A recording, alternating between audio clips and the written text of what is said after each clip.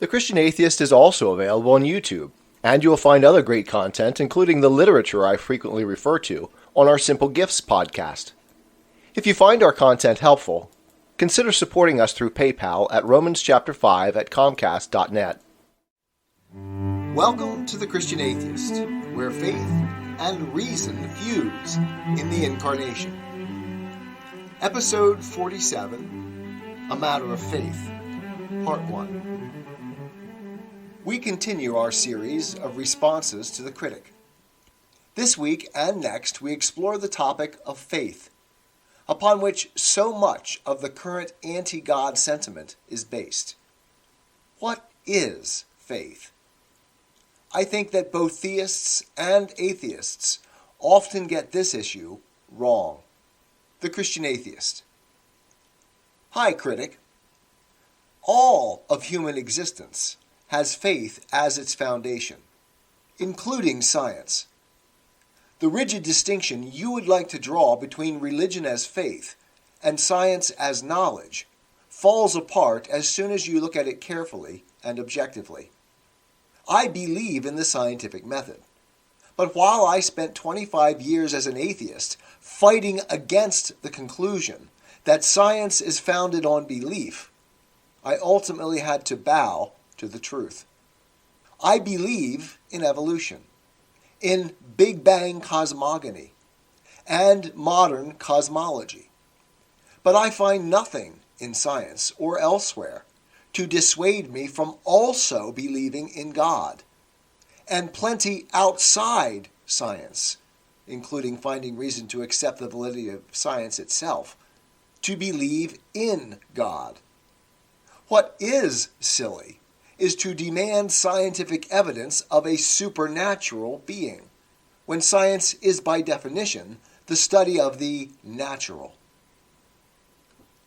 All systems or methods require buy-in.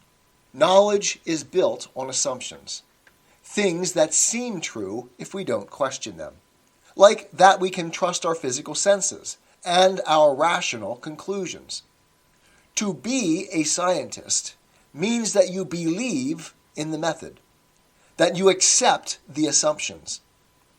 Now, you can say that the belief has proven itself by its success. But the success of what?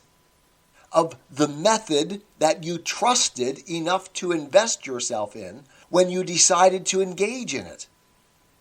I bought in to a theistic understanding of the world, and I find it reliable as a systematic understanding of and guide to living in this world. It has justified itself to me in practice, just as science has justified itself to me. Now, I am not saying that my faith, or even the nearly universal history of theistic belief, proves God's existence. It is still faith. But its success as a method is evident in the lives of theists throughout time. Faith in science, too, is evidentially and practically successful. And so we continue to believe in it. This is the famous falsifiability criterion cited by you and many others. If you are a scientist and nature says no to what you believe to be the correct theoretical understanding, what do you do? When a scientific theory changes, what do you call the switch from one to the other? What switches? Scientists used to believe in steady-state cosmogony. Now, nearly everyone believes in Big Bang cosmogony. Scientists stop believing in the earlier theory and start believing in the new one. This is faith. I choose to believe in science as a means to knowledge about our world. That choice is founded on the faith that human rationality can discover truth concerning the natural world. And it is only the natural world that can affirm or deny my theories or beliefs' validity. Why should I believe in science? On what basis do I trust this evolved human rationality to find truth? By its fruit, just as Jesus and you said. Our rationality reflects God's rationality.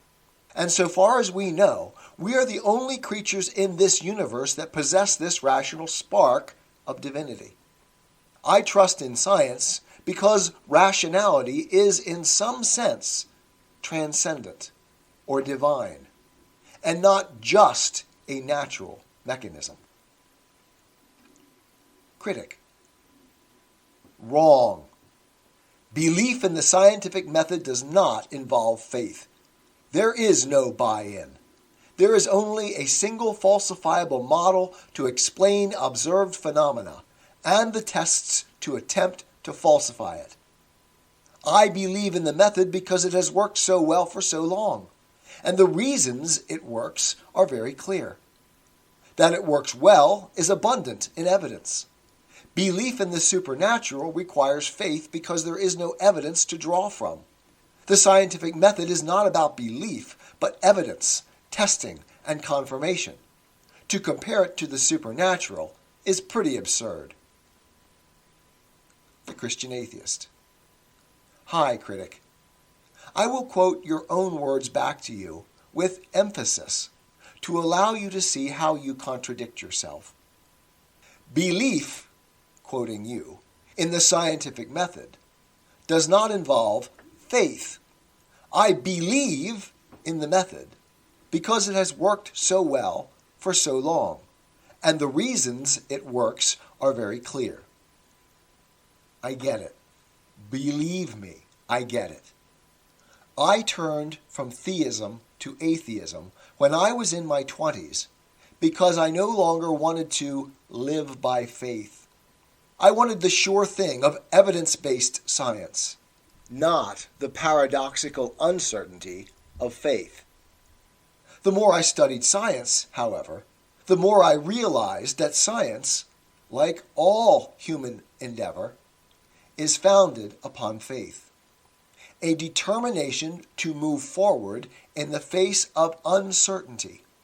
An openness to the possibility that you are wrong in what you believe to be true.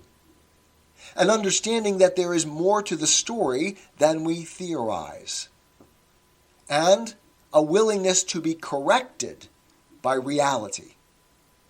This is my best approximation to what faith means.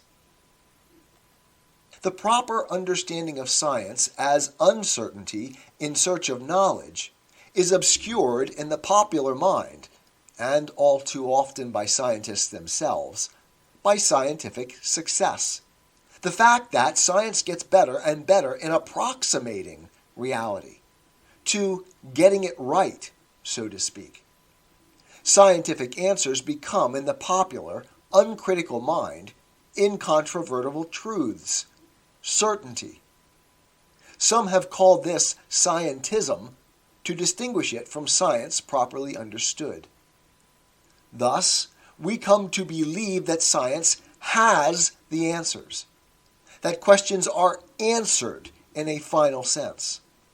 What science, in fact, does is to constantly refine our questions by expanding and fine-tuning our belief structures, our theoretical understanding, as measured against reality, that fundamental mystery, the black box that affirms or denies our speculations.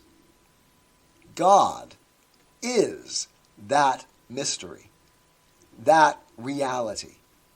Science is what Einstein said it was. Quote, I want to know how God created this world. I'm not interested in this or that phenomenon, in the spectrum of this or that element. I want to know his thoughts. The rest are just details. Plumbing this mystery is the ever unachieved adventure of science. An adventure shut down when we assume we have the answers, rather than a working faith in our theory. And, of course, there is buy-in, or scientists wouldn't continue to engage in the process. To do otherwise is to abandon science altogether. Science is always contained within a theoretical model into which the scientist buys. The process of scientific education is all about buy-in. We teach mathematics to our children because we believe that mathematics allows us to understand our world. That belief is counterintuitive. Ask any grade schooler. We must take it on faith. When scientists specialize, they are taught how to think about the world in terms of the theoretical construct that guides that particular branch of science. It is these theoretical constructs into which we buy as the price of doing science. It is because I believe that science yields good results that I love science, trust the scientific method, and choose to engage in the scientific process in order to answer the rational questions I ask. Critic. I'll trust my rational faculties. The Christian atheist. Good! That's what I did too. We should remember, though, that in doing so we are, as you said, trusting, accepting the value of our rational faculties and our senses too, in spite of the fact that they sometimes lead us astray. It was this commitment to trust rationality that put my feet back on the way to God. If there is no God, no transcendent pattern of rationality in whose image we partake, then our rationality is merely practical, like our empirical senses, structured so as to maximize survival by natural selection. There is no good reason to trust that such demonstrably fallible instruments are trustworthy to lead us to truth.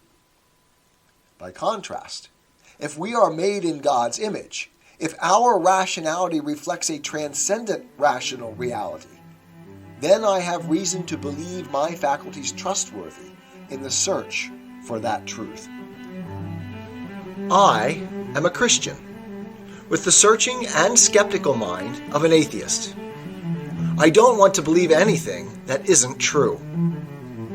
I know both sides of the looking glass, and I know them with open eyes. I choose Christ's side. I invite you to join me from wherever you stand before the looking glass. That's this week's episode. Thanks for listening, and remember, you can have your religious cake and eat it too. You can have reason, respect for science, a 21st century worldview, and be a Christian.